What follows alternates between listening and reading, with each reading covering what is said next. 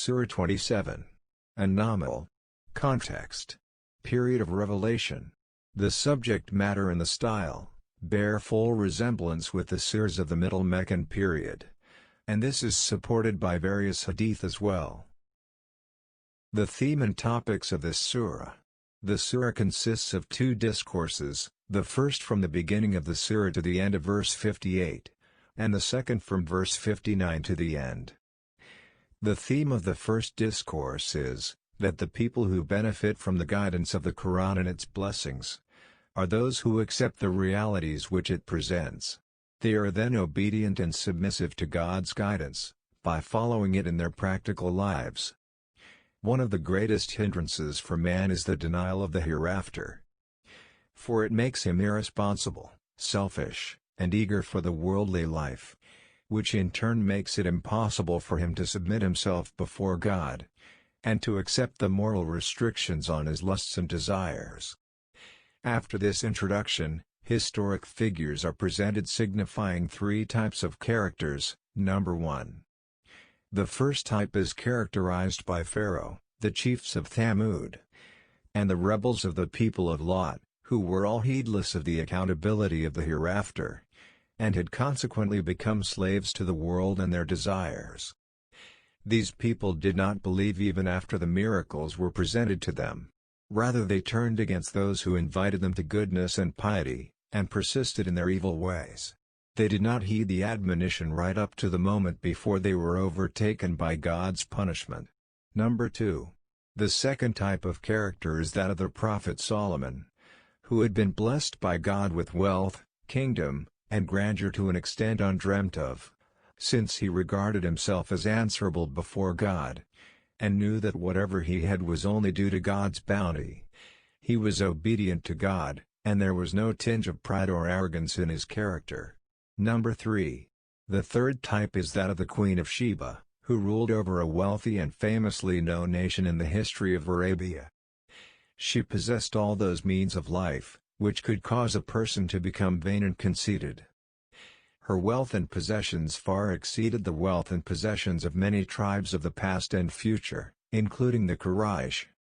She was born into a culture of polytheism, shirk, which was not only an ancestral way of life with her, but she had to follow it in order to maintain her position as a ruler. Therefore, it was extremely difficult for her to give it up and adopt monotheism, Tawheed, especially when compared to the more common polytheist. However, when the truth was made known to her, nothing could stop her from accepting it. Her past ignorance was, in fact, due to her being born and brought up in a polytheistic environment, and not because of her being a slave to her lusts and desires. Her conscience was not devoid of the sense of accountability before God. In the second discourse, from the outset, attention has been drawn to some of the most glaring and visible realities of the universe. The disbelievers of Mecca are asked one question after the other, questioning them about whether these realities testify to the creed of polytheism, shirk, or to the truth of monotheism, Tawheed, to which the Quran invites. In conclusion, the real invitation of the Quran, that is, the invitation to serve one God alone, has been presented in a concise but forceful manner, and the people are informed that accepting it would be to their own advantage, and rejecting it to their own disadvantage. For if they deferred faith until they saw the signs of God, the major signs foretold before the coming of the last day, they would be left with no choice but to believe and submit. In fact, they should bear in mind that this would be the time of judgment, and believing then would be of no avail. Surah 27. An-Naml. In the name of God, the most compassionate, the most merciful. Ta-Seen. These are the verses of the Quran, recitation, and a clear book as guidance, and good tidings for the believers, who establish prayer and give zakat, and of the hereafter, they are certain in faith. Indeed, for those who do not believe in the hereafter, we have made pleasing to them their deeds, so they wander blindly. Those are the ones for whom there will be the worst of punishment, and in the hereafter, they are the greatest losers. And indeed, O Muhammad, you received the Quran from one wise and knowing. Mention when Moses said to his family, "Indeed I have perceived a fire. I will bring you from their information, or will bring you a burning torch, that you may warm yourselves."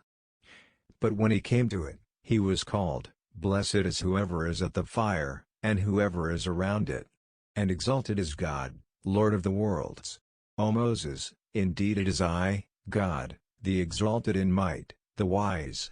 And he was told, "Throw down your staff." But when he saw it writhing as if it were a snake, he turned in flight, and did not return. God said, "O Moses, fear not. Indeed in my presence, the messengers do not fear. Otherwise, he, who wrongs, then substitutes good after evil, indeed I am forgiving, and merciful." And put your hand into the opening of your garment. At the breast, it will come out white without disease. These are among the 9 signs you will take to Pharaoh, and his people. Indeed they have been a people defiantly disobedient. But when there came to them our visible signs, they said, "This is obvious magic." And they rejected them, while their inner selves were convinced thereof, out of injustice and haughtiness. So see how was the end of the corrupters. And we had certainly given to David and Solomon knowledge, and they said, "Praise is due to God, who has favored us over many of his believing servants." And Solomon inherited David. He said, "O people, we have been taught the language of birds, and we have been given from all things. Indeed this is evident bounty." And gathered for Solomon, were his soldiers of the jinn, and men, and birds, and they were marching in rows, until, when they came upon the valley of the ants, an ant said, "O ants, enter your dwellings that you not be crushed by Solomon and his soldiers, while they perceive not." So Solomon smiled, amused at her speech, and said, "My lord, enable me to be grateful for your favor, which you have bestowed upon me, and upon my parents, and to do righteousness of which you approve, and admit me by your mercy, into the ranks of your righteous servants."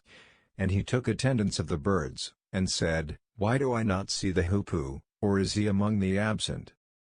I will surely punish him with a severe punishment, or slaughter him, unless he brings me clear authorization."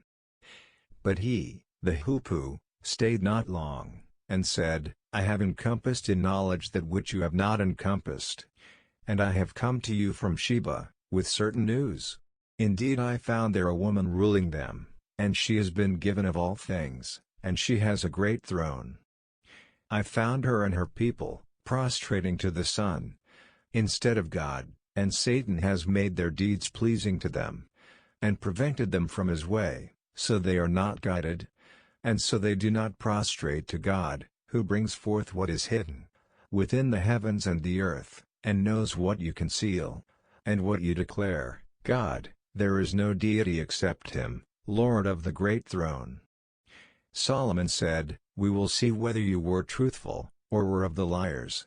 Take this letter of mine, and deliver it to them. Then leave them, and see what answer they will return." She said, "O eminent ones, indeed to me has been delivered a noble letter. Indeed it is from Solomon, and indeed it reads, in the name of God, the most compassionate, the most merciful, be not haughty with me, but come to me in submission, as Muslims." She said, "O eminent ones, advise me in my affair. I would not decide a matter until you witness for me." They said, "We are men of strength and of great military might. But the command is yours, so see what you will command." She said, "Indeed kings when they enter a city, they ruin it, and render the honored of its people humbled. And thus do they do. But indeed I will send to them a gift, and see with what reply the messengers will return." So, when they came to Solomon, he said, "Do you provide me with wealth? But what God has given me, is better than what he has given you. Rather, it is you who rejoice in your gift. Return to them, for we will surely come to them with soldiers, that they will be powerless to encounter, and we will surely expel them therefrom in humiliation, and they will be debased." Solomon said, "O assembly of jinn, which of you will bring me her throne, before they come to me in submission?" A powerful one from among the jinn said, "I will bring it to you before you rise from your place. And indeed I am for this task strong and trustworthy." Said one who had knowledge from the book, "I will bring it to you before your glance returns to you." And when Solomon saw it placed before him, he said, "This is from the favor of my Lord, to test me, whether I will be grateful, or ungrateful. And whoever is grateful, his gratitude is only for the benefit of himself. And whoever is ungrateful, then indeed my Lord is free of need, and generous." He said, "Disguise for her throne, we will see whether she will be guided to truth, or will be of those who is not guided." So when she arrived, it was said to her, "Is your throne like this?" She said, "It is as though it was it." Solomon said, "And we were given knowledge before her. And we have been Muslims in submission to God. And that which she was worshipping other than God, had prevented her from submission to him. Indeed she was from a disbelieving people." She was told, "Enter the palace." But when she saw it, she thought it was a body of water, and uncovered her shins, to wade through. He said, "Indeed it is a palace whose floor is made smooth with glass."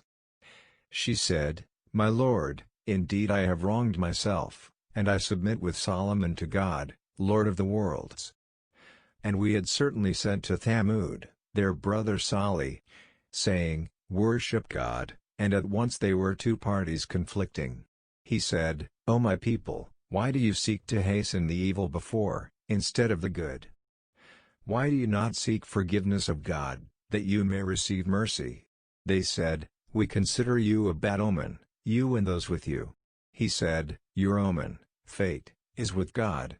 Rather, you are a people being tested. And there were in the city 9 family heads, causing corruption in the land, and not amending its affairs. They said, 'Take a mutual oath, by God that we will kill him by night, he and his family. Then we will say to his executor, we did not witness the destruction of his family, and indeed we are truthful.' And they planned a plan, and we planned a plan, while they perceived not. Then look how was the outcome of their plan, that we destroyed them and their people, all. So those are their houses, desolate, because of the wrong they had done. Indeed, and that is a sign for people who know. And we saved those who believed and used to fear God. And mention Lot. When he said to his people, 'Do you commit immorality, while you are seeing? Do you indeed approach men with desire, instead of women? Rather, you are an ignorant people.' But the answer of his people was not, except that they said, 'Expel the family of Lot from your city. Indeed they are a people who keep themselves pure.' So we saved him and his family, except for his wife. We destined her to be of those who remained behind. And we rained upon them, a rain of stones, and evil was the rain of those who were warned. Say, O Muhammad, praise be to God, and peace upon his servants, whom he has chosen. Is God better, or what they associate with him? More precisely, is he not best who created the heavens and the earth, and sent down for you, rain from the sky, causing to grow thereby gardens of joyful beauty, which you could not otherwise have grown, the trees thereof? Is there a deity with God? No, but they are a people who ascribe equals to him. Is he not best, who made the earth a stable ground, and placed within it rivers, and made for it firmly set mountains, and placed between the two seas a barrier? Is there a deity with God? No, but most of them do not know. Is he not best who responds to the desperate one, when he calls upon him and removes evil, and makes you inheritors of the earth? Is there a deity with God? Little do you remember. Is he not best, who guides you through the darknesses of the land and sea, and who sends the winds as good tidings, before his mercy? Is there a deity with God? High is God above whatever they associate with him. Is he not best, who begins creation and then repeats it, and who provides for you from the heaven and the earth? Is there a deity with God? Say, produce your proof, if you should be truthful. Say, none in the heavens and the earth knows the unseen except God, and they do not perceive when they will be resurrected. Rather, their knowledge fails consecutively, in comprehending the hereafter. Rather, they are in doubt about it. Rather they are, concerning it, blind. And those who disbelieve say, when we have become dust as well as our forefathers, will we indeed be brought out of the graves? We have been promised this, we and our forefathers before. This is not but legends of the former peoples. Say, O Muhammad, proceed, travel, through the land, and observe how was the end of the criminals. And grieve not over them, or be in distress from what they conspire. And they say, when is the fulfillment of this promise, if you should be truthful? Say, perhaps it is close behind you, very near, some of that for which you seek to hasten. And indeed your Lord is full of bounty for the people, but most of them do not show gratitude. And indeed your Lord knows what their breasts conceal, and what they declare. And there is nothing concealed within the heaven and the earth, except that it is in a clear register. Indeed this Quran relates to the children of Israel, most of that over which they disagree. And indeed it is guidance, and mercy for the believers. Indeed your Lord will judge between them, by his wise judgment. And he is the exalted in might, the knowing. So rely upon God, indeed you are upon the clear truth.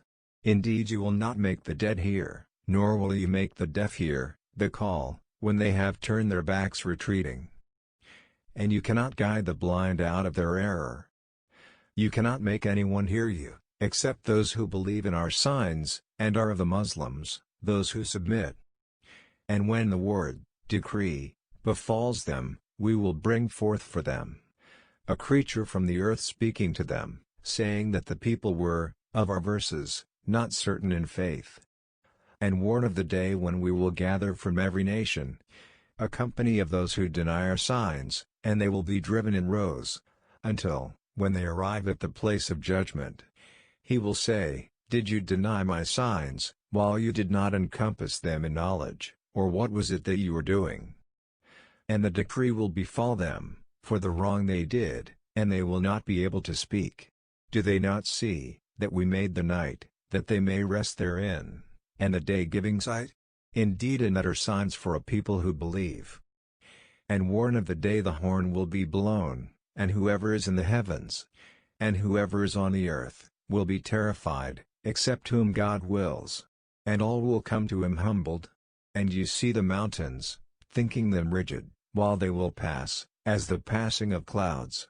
It is the work of God, who perfected all things. Indeed he is acquainted with that which you do. Whoever comes at judgment, with a good deed, will have better than it. And they, from the terror of that day, will be safe. And whoever comes with an evil deed, their faces will be overturned into the fire, and it will be said, are you recompensed except for what you used to do? Say, O Muhammad, I have only been commanded to worship the Lord of this city, who made it sacred, and to whom belongs all things. And I am commanded to be of the Muslims, those who submit to God, and to recite the Quran. And whoever is guided, is only guided for the benefit of himself. And whoever strays, say, I am only one of the warners. And say, all praise be to God. He will show you his signs, and you will recognize them. And your Lord is not unaware of what you do,